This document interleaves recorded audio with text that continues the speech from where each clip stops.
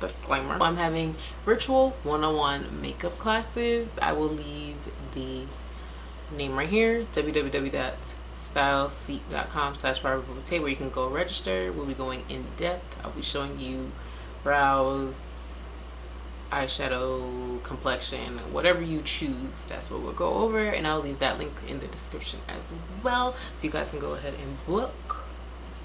You're home, you might as well look good and learn. You feel me? Hey, what's up guys, it's BarbaraBeauté, and I'm back on your screen with another video. And today we're going to talk about wedding venues. If you don't know, yes guys, I am engaged. I am engaged to be married. Life is getting real. Hold on. No, this is a really tough time for like any engaged people. So my heart goes out to you guys, those of you who are engaged and had to postpone. Thankfully, I did not have to postpone as of yet. We're just praying that I do not have to, that we do not have to postpone. But either way, you're going to need to know some information if you're here, if you click on this video. I'm going to talk all about venues, and I'm going to go into giving you guys some tips and just like some things that I learned along the way, and like what to expect, budgets, money. We're gonna write some things down, things that they don't tell you. That's what we're going to be discussing today. So yeah, let's just get into the video. So I have my handy dandy planner book here. It's just a little book that I got from Walmart. Real cute. If you're a bride, I suggest you get something to write in. Well, first of all, guys, congratulations on your engagement. Congratulations on chapping the man that you want. No, I'm just kidding. The first tip I have for you guys is to, number one, compile a list of all the venues you're interested in. That's exactly what I did when we first started looking, because the last thing you want to do is to be out there going into like 10, 20 venues because you didn't do your research and you didn't narrow it down, and now you're wasting your time. One thing you'll learn about when booking venues and like getting married, timing is very important, because you could go to a venue today and give them your date, and then tomorrow it's booked by someone else, because truly and honestly, they're not going to save the date for you. If you didn't give a deposit, they're not going to save that date for you, and the next person who comes along that wants it and has the money, they're going to book with them. So you have to be prompt, you have to be organized, and you have to know what you're doing, period. So yeah, compile a list of the venues that you're interested in. Instagram is your friend, because Instagram has basically been my wedding planner, to be honest with you. Instagram, Pinterest, wedding, what is it called? The Knot. Those are the things that I've been using. So yeah, Instagram has a lot of great resources. You can actually go to like photographers' pages and like look at their locations to see where their venues are, or you can actually go on like different Instagram wedding pages and like look for some in your city. They have brides 1998, like there's a bunch of different bridal Instagrams. If you're here, you definitely know what they are. So yeah, look for those and look at their locations and look for the nicest looking ones, and you will be able to find venues. Look at makeup artist pages, look at bridal makeup artist pages. Instagram is your friend. You can even like go and like type in different hashtags and look for wedding venues. I also went on The Knot. I went on Wedding Wire, and I looked up different venues in my state. Also, I have been to a lot of weddings, and I kind of knew of a different venues. On Wedding Wire, it like lets you know price wise, like is it like $1 sign, $2 signs, like it will let you know if it's kind of in your price range or whatever. Number two is, when you start going out to venues, you want to be very thorough. You want to ask the right questions, and you want to like be very confident in what you're asking. I found this PDF and it looks like this, and this is like an actual one of an actual venue that I went to, right? Here comes the guide. It's an actual PDF, and it has 50 questions of things you could ask your wedding venue. to see if they have exactly what you're looking for. So some questions are, how many people does this venue accommodate? What's the rental fee? And what's included in that price? Can we have a rehearsal dinner here? Do you have insurance? What's your weather contingency plan for your outdoor space? Can I bring a cake from an outside baker? Is there a corkage fee? How is alcohol priced? Yada yada yada. There's so many questions you could ask your venues, and you could also make your own list of what you want to ask your venue and type it all out. Make different copies for each venue, because that's what I did. I had multiples of these, and I had a clipboard and a pen, and I bought that to every venue. You could ask my fiance, like literally, the people commended me. They were like, "Wow, you're so organized." Da, da, da, da. I was like, "Yeah, y'all about to be, we about to be ka-ching up in here. We have to know what we're getting for our money," and this is a great way to keep track and be organized with each venue. Also, I would say when you're going to venues, take videos, take pictures, because sometimes you might forget. If you go to that many venues, you might literally just forget what you saw or whatever. Really take notes, really ask questions. Don't be afraid to like ask questions. They're there to ask you questions. So yeah, basically you want to remember what each venue has to offer. Also, I'll leave the link to this down in the description, and just in case you want to see where I got mine, there's like a note section for you to take notes. Like, this thing is really good. I really like this. Number three, honey. When you go to a venue, they'll give you one of these. It's kind of like their portfolio. Basically, it's like trying to sell it to you, and it has like pictures, a bunch of pictures of their venue in there, Most likely it's gonna have your menu in there. It's gonna have one of these sheets in there that totals up how much your wedding would cost. That leads me to my next point, which says talk numbers. Don't be afraid to talk numbers. Last thing you want to do is like tell these people, yes, I'll book with you guys, or give them, you know, your money, and you come to find out it's a whole different price from what you thought it was. You didn't know about the tax, you didn't know about the ceremony fee, you didn't know about the maitre d'. So you have to be very thorough. They like sit you down in their office, and you really just start to talk about the numbers. They're gonna ask you how many people you want there. They're gonna ask you like what season and what date. The numbers are gonna depend on your guest count, the season of the wedding, if it's gonna be indoor, outdoor, if you're gonna be using like their larger ceremony room or their smaller ceremony room, because some wedding venues do have like 2 ballrooms. It's gonna depend on like if you have your ceremony on site, or if you have your ceremony, like if you just have the reception there. So there's gonna be a lot of things that factor into the cost, so that when you sit down with those people, you really want to look at those numbers and see if that matches like the budget that you have. Let's talk some numbers. So I got real life numbers here.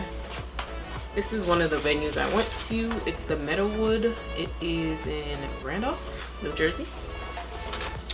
And I have the sheet here that they gave us when we sat down. Now, what I liked about this venue is the fact that they were pretty much all inclusive. There's a different fee for taxes. There's a different fee for liquor. There's a different fee for, there was no like different fee for everything. Everything was pretty much all inclusive.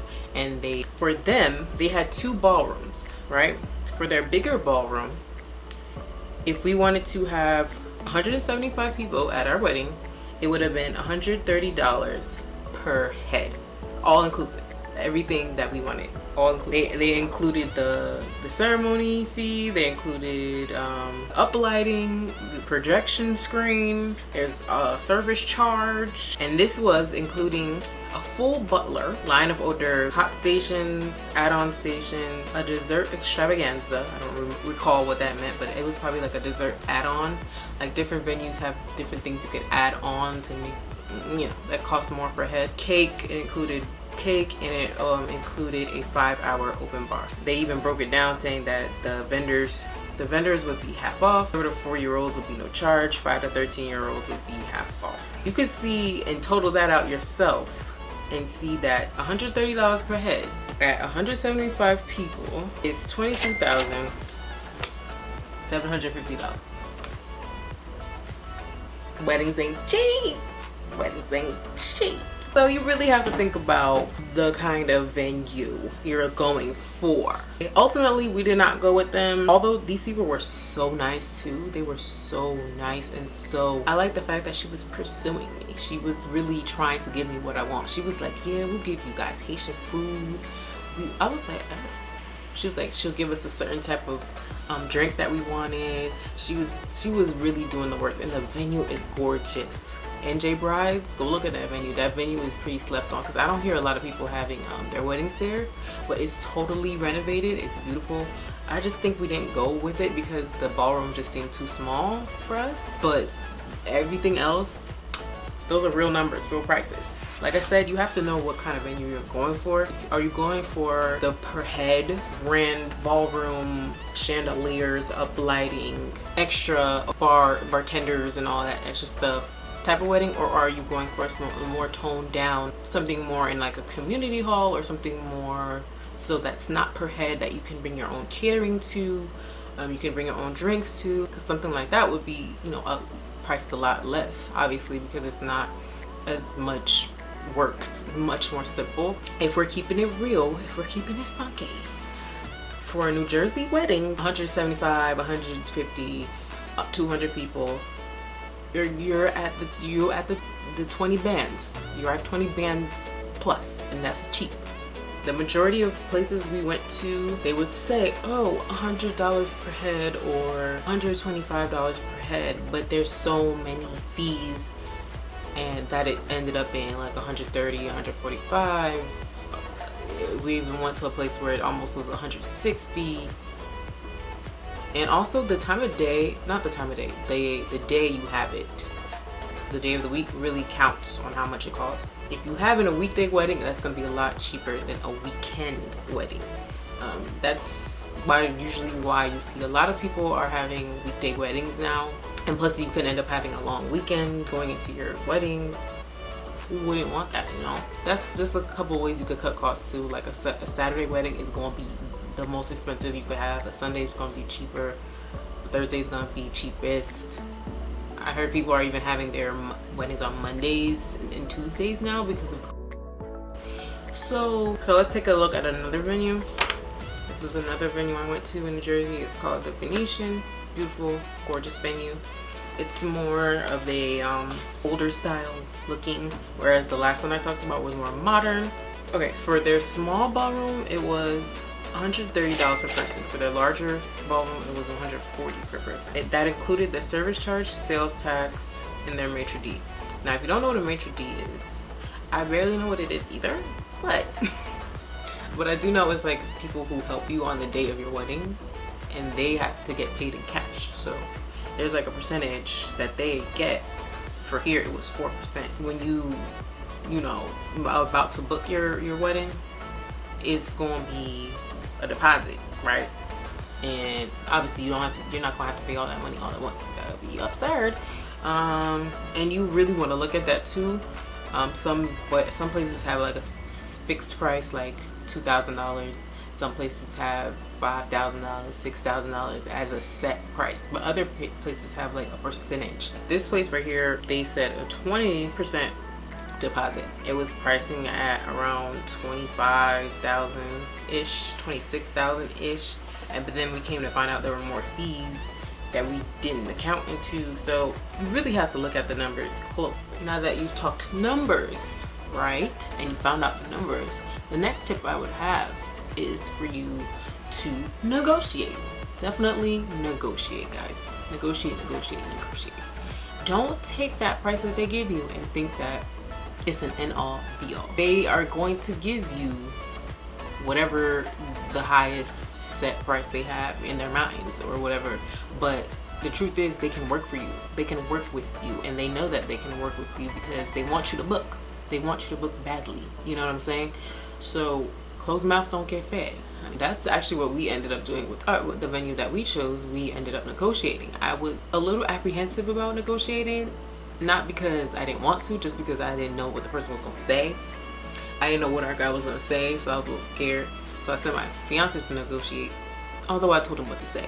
But we basically was like, yeah, we have this price, but our another venue is asking for that price, this price, but it's kind of out of our budget, so we might book with them.